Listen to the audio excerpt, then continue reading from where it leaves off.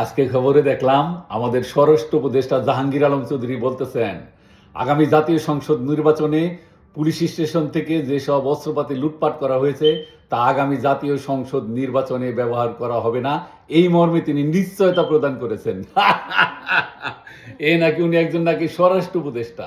এরকম আবাল স্বরাষ্ট্র উপদেষ্টা পৃথিবীর ইতিহাসে কোথাও নাই। তিনি কিভাবে নিশ্চয়তা দিলেন যে আগামী জাতীয় সংসদ নির্বাচনে এসব লুট করা অস্ত্র ব্যবহার করা হবে না? তাহলে নিশ্চয় উনি জানেন এই অস্ত্র কারা লুটপাট করেছে এবং কোথায় সংরক্ষিত আছে। তাহলে তিনি কেন এই অস্ত্র উদ্ধার করেন না? অস্ত্র উদ্ধার না করে উনি নিশ্চয়তা দেয় কিভাবে যে এই অস্ত্র ব্যবহার করা হবে না? তারপরে উনি আরও বলেন যে দেশের বাইরে থেকে যেসব অস্ত্র আসতেছে তাও উনি ধরতেছেন। দেশের বাইরে থেকে কোত্থেকে অস্ত্র আসে? ভারতের সীমান্ত তো বন্ধই। তাহলে নিশ্চয়ই অস্ত্র আসে আপনাদের পাকিস্তান থেকে। তাহলে এই অস্ত্র কাদের জন্য আপনারা জমা করে রাখছেন? আওয়ামী লীগ নির্মূল করার জন্যে? আপনি আওয়ামী লীগ নির্মূল করতে পারবেন না জীবনে।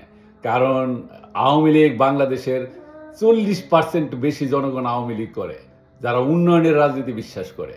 তাদেরকে আপনি কি করে দমায় রাখবেন?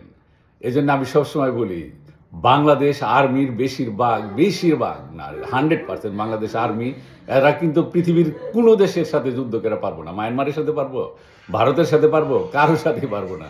তাহলে এত বড় একটা আর্মিকে পাইলে আমাদের লাভ কি? এই যে আর্মিদের যে হাসনাত এরা বকে, ঠিকই বকে। এইসব শালারা কি করবে? বাংলাদেশ কি যুদ্ধ করে কারোর সাথে পারবে কোনো দিন? কোনো দেশের সাথে যুদ্ধ করে পারবে না। এই সব সেনাবাহিনী না পাইলে যদি বাংলাদেশের এই সব সেনাবাহিনীর যদি লোকজন যদি সবাই গার্মেন্টসে কাজ করতো, একেবারে এই অবসরপ্রাপ্ত এই জাহাঙ্গীর আলম চৌধুরী সহ যদি গার্মেন্টসে কাজ করতো অথবা বিদেশে কামলা দেবার জন্য পাঠাইতো, তাও বাংলাদেশের উন্নয়ন হইতো। এসব ছাগল পাগল দিয়ে দেশটাকে বইরা গেছে এখন। আমাদের এই সেনাবাহিনীর উচিত এখন এটারে বিলুপ্তি ঘোষণা করে একটা স্বেচ্ছাসেবক মানে কোনো একটা কিছু তৈরি করা, যাতে নির্বাচনকালীন সময় বিভিন্ন সময় দেশের আভ্যন্তরীণ যত সব সমস্যা হবে এই আভ্যন্তরীণ সমস্যা মেটানোর জন্য এদেরকে দৃষ্টি দেওয়া উচিত। এইসব ছাগল পাগল দিয়ে কোনোদিন দেশ রক্ষা হবে না। 1 মিনিটের জন্য এরা দেশ নিরাপত্তা দিতে পারবে না, 1 মিনিটের জন্য। তাহলে এইসব পাগল ছাগল পাইলে আমাদের কী লাভ? এসব উল্টাপাল্টা কথা বলার জন্য কি একজন স্বরাষ্ট্র উপদেষ্টা দরকার? উনি জীবনে এত লেফট রাইট করছে যে লেফট রাইট করতে করতে ওনার মগজ মাথার থেকে গিরায় নেমে গেছে।